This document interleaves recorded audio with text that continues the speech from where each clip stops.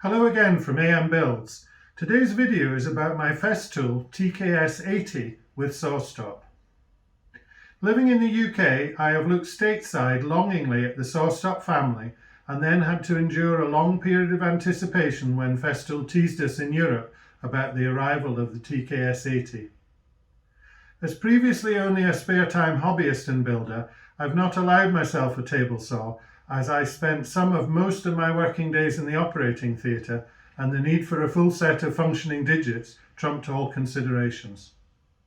As a consequence, I've become a resourceful user since 2007 of the Festool TS55 rail saw, and it, combined with a compound miter saw, will accomplish many of the table saw cuts, but not all, and often not as conveniently. However, on retirement, I decided to treat myself to the TKS80, the set version, last August when they became available officially in the UK. At that time, they were about as common as rocking horse poop, and so I think I was quite lucky to get one. I've had it here for 5 months now. Festool have some excellent instructional videos for the TKS80, including the series of short clips in the TKS80 Quick Guide, and the training session from Festool's Frank and Julian, a 40-minute view. Both URLs are below. In addition, there are the ubiquitous sausage videos that every man and his dog has posted on YouTube. My video is competing with none of these, being just a potpourri of my thoughts, which I hope will be of interest to anyone contemplating this rather large purchase. Firstly, the set or the saw on its own, or something in between. The basic saw comes with the adjustable fence. I wouldn't be sure about the reliability of using this adjustable fence for heavy-duty ripping. The pricing in the UK when I bought mine gave me all 4 accessories: the saw table extension, the full-length fence, the sliding table and the outfeed table for around about the price of 3 of them. I knew I would need the saw table extension and the long fence almost all of the time. For some, that would meet most of their needs. The sliding table is going to form the basis of any jigs or sleds I will be making, and therefore only the outfeed table is unlikely to be used, as my plan is to use my new main bench for the outfeed. I'll probably put the Festool outfeed table up for sale to someone who can use it. What do I like? Most importantly, the quality of the cut is excellent. The saw comes fitted with a general purpose 40-tooth blade, which has given super results in mainly plywood work of all thicknesses, but I have cut thin plastic sheet and 50mm thick solid XPS insulation with it. I also have the 24-tooth panther blade and have used it for effortless ripping and diagonal ripping of 45mm timber. The blades have a relatively thin kerf at 2.4mm, and that combined with a 2200 watt motor provides a powerful combination. I've yet to experience any bogging down of the blade doing these tasks. I also bought the fine 60-tooth blade when on offer, but have yet to try it out. Once my workshop is done and I'm actually making things, the fine blade will come into its own for things like furniture pieces and picture framing work. I've taken pictures of both the fronts and backs of a selection of materials, all done today with the general purpose blade, which has seen quite a lot of action in the last 5 months. There is some tear out on the soft pine crosscut, which would be eliminated with the use of a crosscut sled. I've also used it to make strips of wood less than 2mm thick, which it does with no issue at all. These are 1.6mm thick reclaimed mahogany strips, which I made by moving the fence a 4mm spacer at a time. I use them to augment the plywood in a laminated plywood project for a lighting rig for oil painting, and this picture shows something we all know, that you just can't have too many clamps. A useful feature within the table insert is a mini splinter guard that in my case I broke, but it saved the main insert from being damaged. I was cutting French cleats and I think I touched the 2.4 length of 18mm ply on the blade whilst looking around for rear clearance in a restricted space while lining up the cut. I was a good metre away at the time, but I felt the saw grab the plywood and bang it down on the table. Fortunately, no other harm was done, and a lesson was learned in making sufficient room for the timber to be cut with full concentration on the saw. Literally a 20-second swap out now is fully functional again. I like the blade control. The height is quickly adjustable and swings through the arc of movement freely. I mainly do perpendicular cuts and some 45-degree work, but I have one of the little trend angle finders to set any other angles correctly. For me, the 45-degree setting is indeed 45 degrees, so I have not needed the fine adjustment control yet, and therefore not yet fallen into the common trap of forgetting that it was not at 0 when the blade is returned to 90 degrees and goofing the regular cuts before realising. Whilst endeavouring to use the clear blade guards as much as possible, there are times when just the riving knife is more appropriate, and swapping from one to another is very straightforward, just needing the big spanner to release the table insert. It's a tool-free swap out from the plastic guard to just the riving knife and vice versa. The secret is to allow flexibility in your gentle grip to allow them to seat in place or wiggle free. Always check the insert is flush before recommencing work. On the subject of the plastic guard, I've found it in the main pretty good and would encourage you to use it as much as possible. On occasions it doesn't ride up on the timber to be cut, which necessitates manually lifting it a little or raising or dropping the blade a bit, but this is a minor criticism. The more significant difficulty I've had with the guard was when using it at 45 degrees whilst making some French cleats. As the blade is angled over, the guard does not sit centred over the blade and actually touch the blade during cutting, necessitating a little sanding by me to make it smooth again.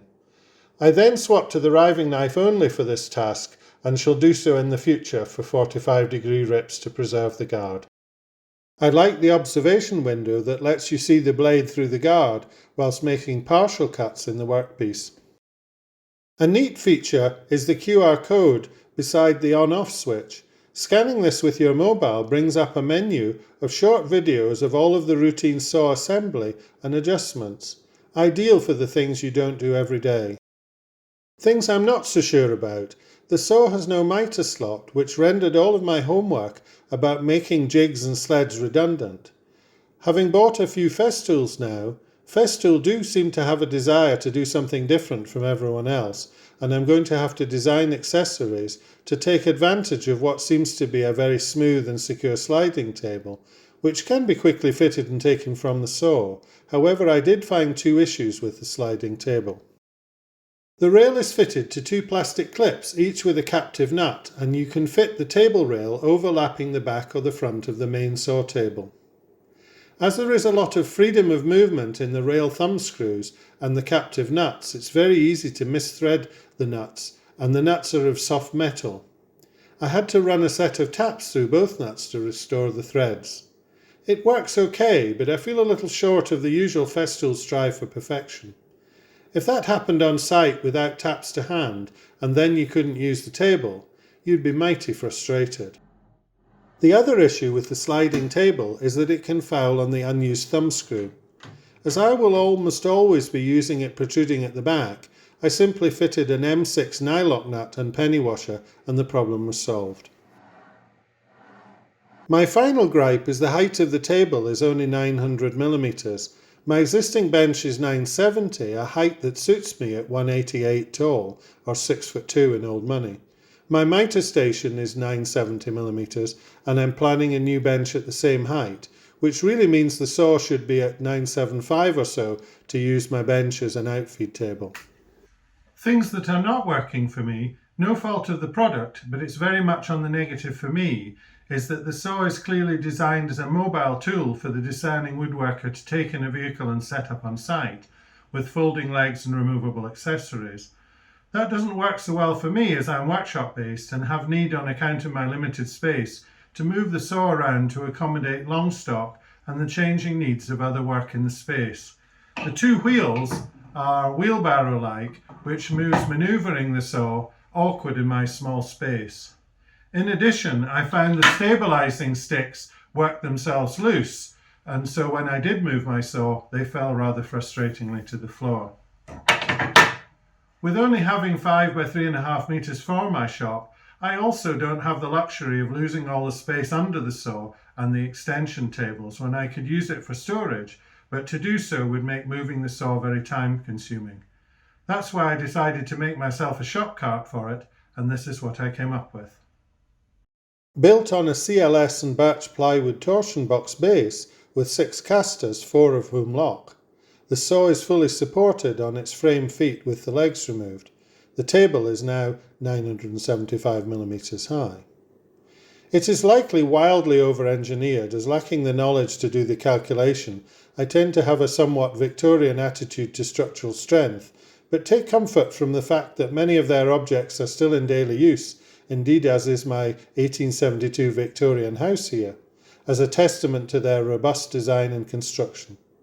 It does, however, make the cart very heavy, not a problem on wheels in my shop, but certainly a 2-person lift and some. Under the saw I have made 2 large drawers. I recycle timber and ply/MDF separately, and I'm going to start by using the drawers for that, although as you see they're easily large enough to store sustainers.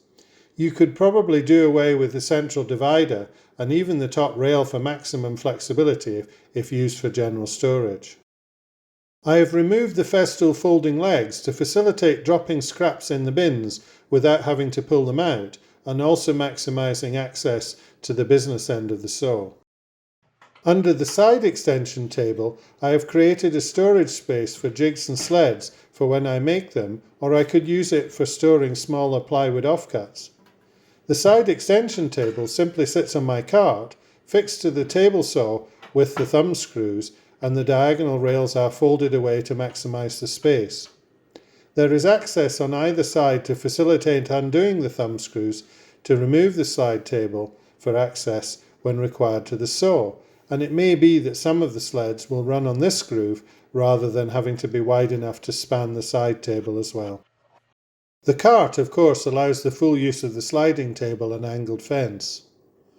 I don't have video footage of the cart's construction, but I do have a good number of photos to which I could add a commentary and dimensions. Please comment below if this might be of interest, and we'll make a construction video. It was quite a decision to invest so much in a table saw as just a hobbyist and hope improver, but I'm gradually making the mind shift to think table saw, and I have much to learn to exploit all of its capabilities. Everything feels very premium, and there's definitely a pleasure and pride in using such a fine tool. Most importantly, I still have all of my fingers and hope to never test the saw stop function for real. Overall, I've been really pleased with the Festool TKS80, and I'm proud to have it at the centre of my developing workshop. Once again, my thanks go to my son Malcolm for the post-production of this video. Please subscribe if you found something of interest here, and please like the video and click the notification bell. I have other projects in the camera, and we'll be back with you soon. Goodbye.